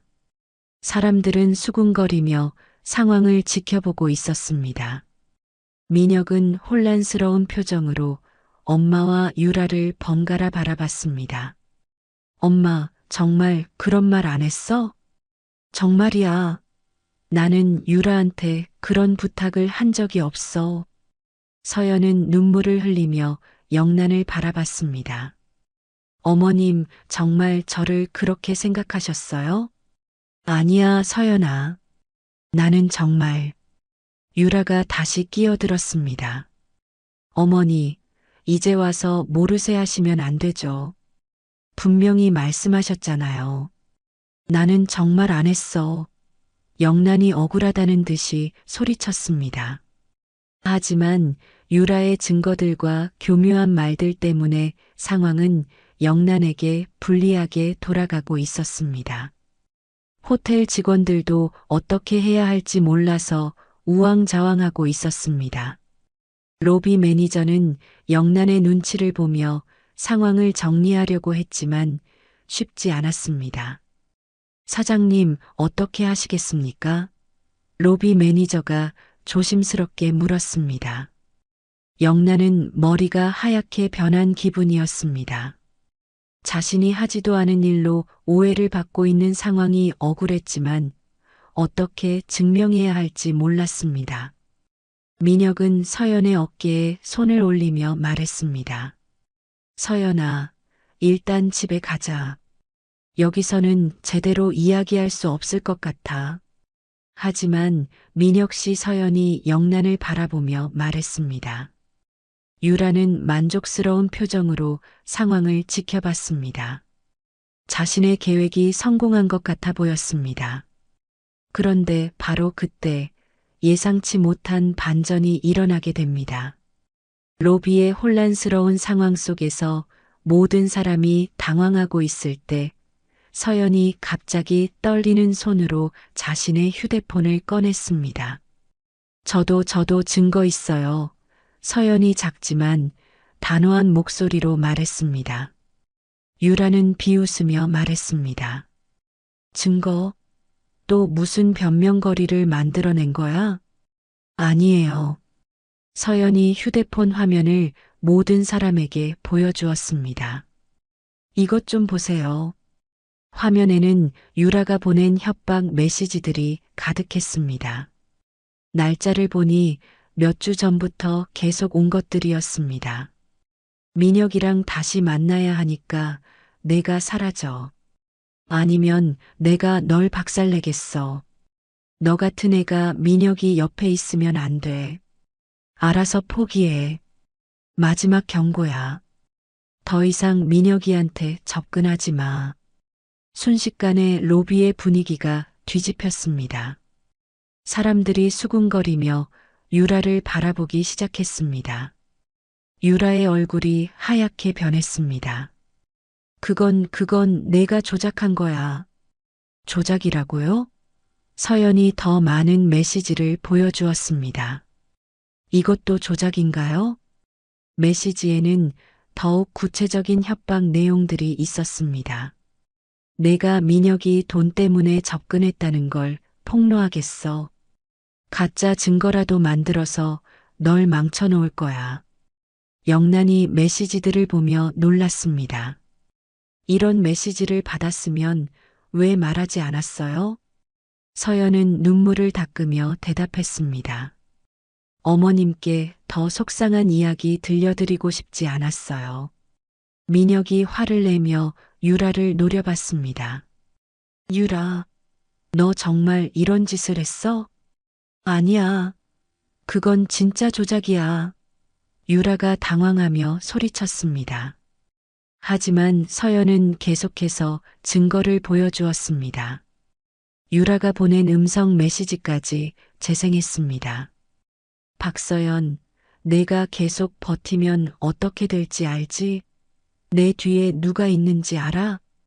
유라의 목소리가 로비에 울려 퍼지자 모든 사람이 충격을 받았습니다.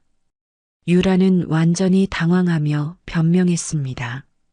그건 내 목소리가 아니야. 그럼 이것도 가짜인가요? 서연이 다른 증거를 보여주었습니다. 화면에는 유라가 사설탐정에게 보낸 메시지가 있었습니다.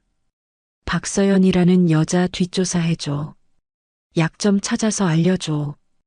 영란의 마음이 완전히 바뀌었습니다. 이제 누가 진짜 피해자인지 명확해졌습니다. 서연아 영란의 목소리는 낮았지만 깊이 흔들렸습니다. 어머님 죄송해요. 처음에 민혁 씨께 접근한 방식이 좋지 않았던 건 맞아요. 하지만 지금은 정말 진심으로 사랑해요. 서연이 계속 말했습니다. 그리고 어머님을 속이려고 한 적도 없어요. 제가 어려운 상황에 있다는 것도 숨기려던 게 아니라 실망시켜드리기 싫어서였어요. 영란은 서연의 진심 어린 눈빛을 보며 자신의 판단이 틀렸음을 깨달았습니다. 서연아, 내가 왜 말하지 않았니? 이런 협박을 받고 있으면서 어머님께서 저를 의심하고 계신다는 걸 알았거든요. 그런 상황에서 이런 이야기까지 하면 더 큰 오해를 받을까봐 무서웠어요. 영란의 가슴이 무너졌습니다. 이 아이는 마음이 이렇게 여린데 내가 뭘 본 거지? 민혁이 서연을 끌어안으며 말했습니다. 서연아, 미안해. 내가 이런 상황을 막지 못해서. 유라는 여전히 부인하려고 했습니다. 이건 모두 조작이야. 믿지 마. 하지만 서연은 마지막 증거를 보여주었습니다. 유라가 영란의 목소리를 흉내내어 가짜 전화를 했다는 녹음 파일이었습니다. 이건 유라 씨가 성대모사를 연습하는 모습을 몰래 녹음한 거예요. 어머님 목소리를 따라하면서 저를 모함할 계획을 세우고 있었어요. 녹음에서는 유라가 영란의 목소리를 흉내내며 서연이를 민혁이에게서 떼어놓아야 해라고 중얼거리는 소리가 들렸습니다. 이제 모든 진실이 드러났습니다. 유라가 모든 것을 조작하고 계획한 일이었던 것입니다. 영란은 깊은 후회와 미안함을 느꼈습니다. 순수한 마음을 가진 서연을 의심했던 자신이 부끄러웠습니다. 서연의 결정적인 증거들이 모두 공개되자 로비의 분위기가 완전히 바뀌었습니다. 유라를 바라보는 사람들의 시선이 차가워졌고 영란은 깊은 후회에 빠져 있었습니다. 유라는 마지막 발악을 하듯 소리쳤습니다. 이건 모두 조작이야. 나를 모함하려고 만든 가짜 증거들이라고. 하지만 이미 아무도 유라의 말을 믿지 않았습니다.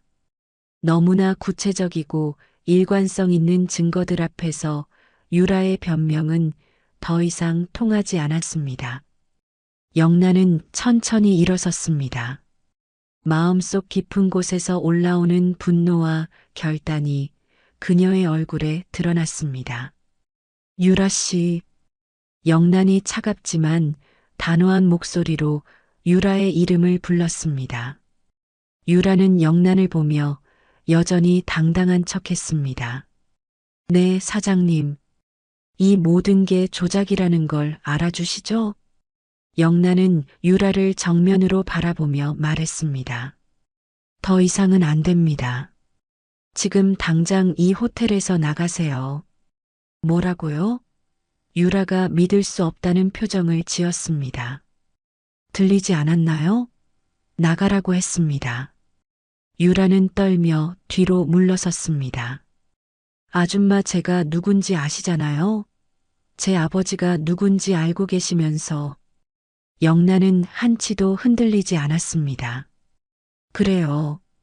당신 뒤에 누가 있든 상관없습니다. 로비에 있던 모든 사람이 숨을 죽이고 이 대화를 들었습니다.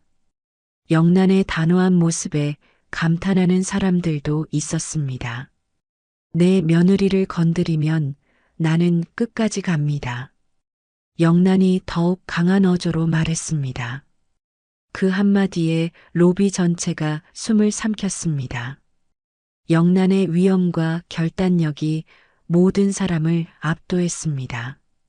유라는 영란의 단호함에 당황했습니다. 하지만 이 여자가 정말로 민혁이를 속인 건 맞잖아요. 그것과 당신이 한 짓은 별개의 문제입니다. 영란이 냉정하게 답했습니다. 민혁이 앞으로 나서며 유라에게 말했습니다. 유라, 이제 그만해. 내가 한 일들이 모두 드러났어. 민혁아, 내가 이 모든 걸 너를 위해서 한 거야. 저 여자가 너를 이용하고 있다는 걸 보여주려고. 그건 내가 결정할 일이 아니야. 민혁이 단호하게 말했습니다. 서연이 조용히 영란에게 다가갔습니다. 어머님, 정말 죄송해요. 제가 처음에 솔직하지 못했던 것도 잘못이었어요. 영란은 서연의 손을 잡으며 말했습니다. 아니야, 서연아. 내가 너를 제대로 보지 못했어. 미안해. 유라는 이 모습을 보며 더욱 화가 났습니다. 정말 믿을 수 없어. 저 여자의 거짓말에 속아 넘어가시는 거예요. 그때 호텔 보안 요원들이 나타났습니다. 영란이 미리 부른 것이었습니다. 이제 보였습니다.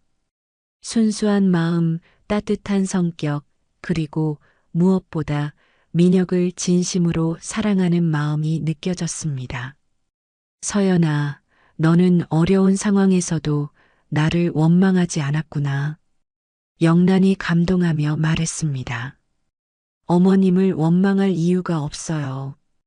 어머님이 민혁 씨를 걱정하시는 마음은 당연한 거잖아요. 영란의 눈시울이 붉어졌습니다. 이런 좋은 아이를 의심했던 내가 정말 부끄러워. 호텔 직원들이 조심스럽게 다가와서 상황을 정리하기 시작했습니다. 로비 매니저가 영란에게 와서 말했습니다. 사장님, 혹시 언론에 이 일이 알려질까봐 걱정되는데 사장님, 무슨 일이십니까? 보안팀장이 물었습니다. 이분을 정중하게 호텔 밖으로 모셔드리세요. 그리고 앞으로 출입을 금지해 주세요. 네, 알겠습니다. 유라는 보안 요원들을 보며 더욱 당황했습니다. 잠깐. 이건 말이 안 돼. 영란은 유라를 마지막으로 바라보며 말했습니다. 유라 씨, 당신도 누군가의 소중한 딸일 텐데 이런 식으로 살면 안 됩니다. 뭐라고요? 진정한 사랑은 상대방을 해치면서 얻는 게 아니에요. 그건 사랑이 아니라 집착입니다. 유라는 영란의 말에 잠시 말문이 막혔습니다. 그리고 영란이 계속 말했습니다. 내 아들을 정말 사랑했다면 아들이 행복해하는 모습을 보고 기뻐해야 하는 거 아닌가요? 유라의 눈에 눈물이 맺혔습니다. 하지만 여전히 인정하고 싶지 않았습니다. 아니야, 민혁이는 저 여자 때문에 불행해질 거야. 그건 민혁이가 판단할 일입니다. 영란이 단호하게 말했습니다. 보안 요원들이 유라를 향해 다가가자 유라는 끝내 울음을 터뜨리며 소리쳤습니다. 후회할 거야. 모두 후회하게 될 거라고. 유라는 보안 요원들에게 이끌려 호텔을 뛰쳐나갔습니다. 로비에 있던 사람들은 모두 이 장면을 지켜보며 안도의 한숨을 쉬었습니다. 영란은 서연에게 다가가 말했습니다. 서연아, 정말 미안해. 내가 너를 제대로 알아보지도 못하고 의심했어. 서연은 고개를 저었습니다. 아니에요, 어머님. 저도 처음부터 솔직했어야 했어요. 민혁이 두 사람을 바라보며 말했습니다. 이제 모든 게 정리된 것 같네요.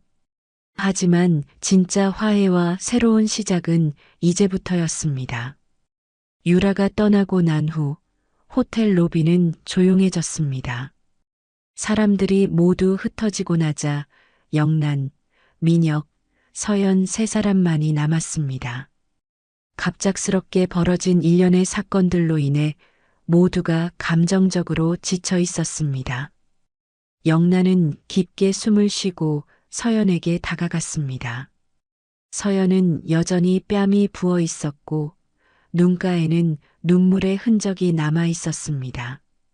서연아, 영란이 조심스럽게 서연의 손을 잡았습니다. 정말 미안하다. 내가 얼마나 힘들었을까. 서연은 고개를 저으며 답했습니다. 어머님, 괜찮아요. 저도 더 솔직하게 말했어야 했어요. 아니야. 영란이 단호하게 말했습니다. 내가 처음에 어떤 마음으로 민혁이에게 다가갔든 그건 중요하지 않아.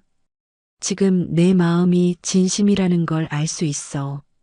민혁이 두 사람을 바라보며 말했습니다. 엄마, 서연이가 얼마나 착한 사람인지 이제 아시겠죠? 그럼 물론이지. 영란이 미소를 지으며 답했습니다.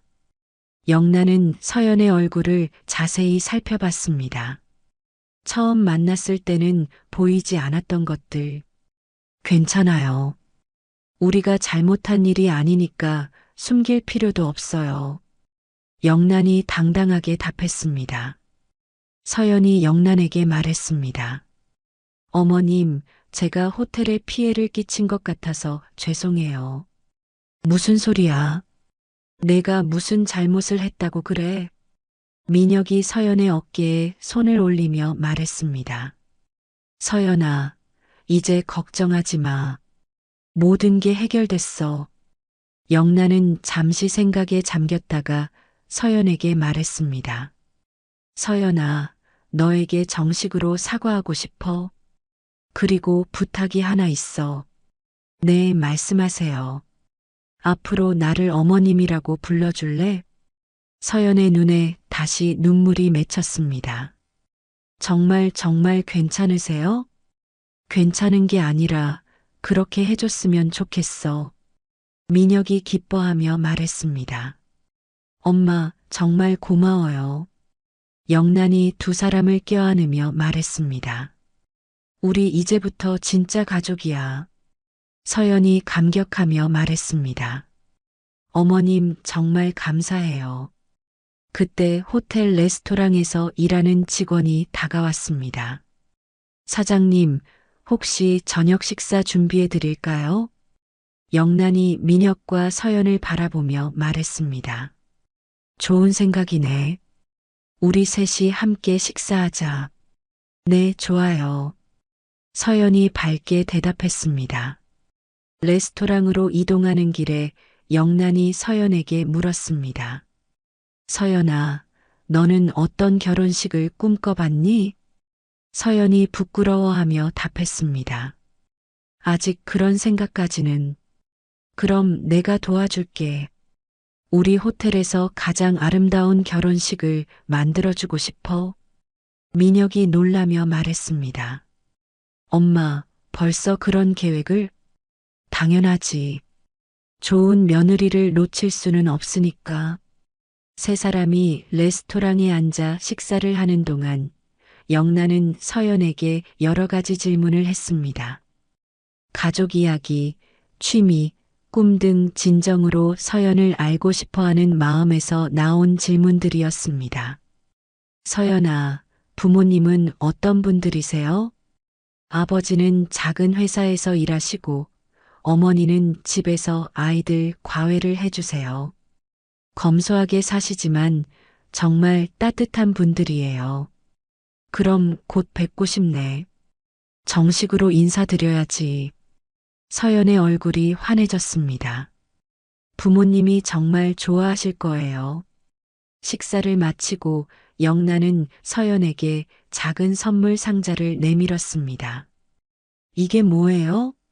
서연이 놀라며 물었습니다. 열어봐. 상자 안에는 아름다운 목걸이가 들어 있었습니다. 이건 내가 민혁이 아버지에게서 받은 목걸이야. 이제 너에게 물려주고 싶어. 서연이 감동해서 말을 잇지 못했습니다. 고마워. 어머님 정말 소중히 할게요. 영란은 눈시울을 붉히며 조용히 말했습니다. 그래. 오늘부터 너는 내 딸이다. 호텔 로비에는 막장 같았던 폭풍 이후 따뜻한 평온이 다시 찾아오기 시작했습니다. 진실이 밝혀지고 오해가 풀리고 진정한 가족이 되어가는 아름다운 순간이었습니다.